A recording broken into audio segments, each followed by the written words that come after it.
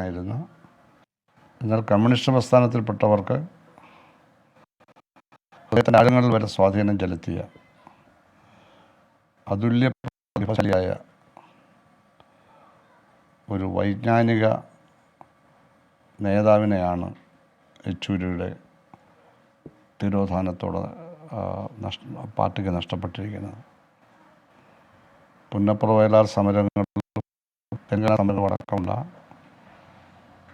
ഇന്ത്യയിലെ കമ്മ്യൂണിസ്റ്റ് പാർട്ടിയുടെ ചരിത്രത്തിലെ ഐതിഹാസിക പോരാട്ടങ്ങളിൽ അതിൽ കൂടി ഉയർന്നു വന്ന നേതൃത്വ നിരക്ക് ശേഷം 1970-കൾക്ക് ശേഷമുള്ള പുതിയ സഹകരണ കൂട്ടത്തിൽ നിന്ന് വളർന്നു വന്ന അതുല്യ പ്രതിഭാശാലിയായിരുന്നു അദ്ദേഹം. അറിവിലും അതുപോലെ തന്നെ പ്രദേശപരമായ പ്രതിബദ്ധതയിലും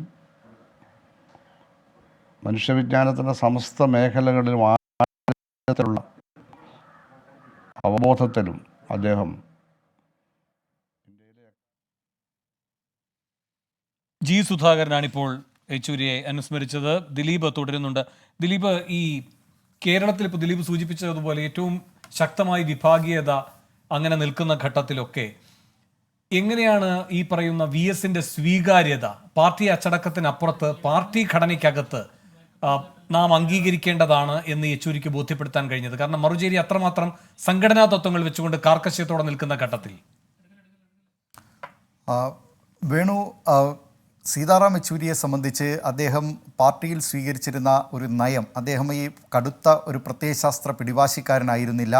അദ്ദേഹത്തെ സംബന്ധിച്ച് CPIMൻ്റെ നയങ്ങൾ പ്രധാനമായിരുന്നു, പക്ഷേ പ്രായോഗികത കൂടി ഇന്ത്യൻ രാഷ്ട്രീയത്തിൽ വേണ്ടതുണ്ട് എന്ന നിലപാടുകാരനായിരുന്നു. ഹർകിഷൻ സിംഗ് സുർജിത്തിൻ്റെ ഒരു യഥാർത്ഥ പിൻഗാമി എന്ന് സീതാറാം യെച്ചൂരിയെ വിശേഷിപ്പിക്കാം. അത് ഹർകിഷൻ സിംഗ് സുർജിത്തിൻ്റെ കാലത്ത് മാത്രമല്ല, പ്രത്യയശാസ്ത്രപരമായ സൈദ്ധാന്തികമായ കാര്യങ്ങളിലൊക്കെ EMSൻ്റെ പിൻഗാമി.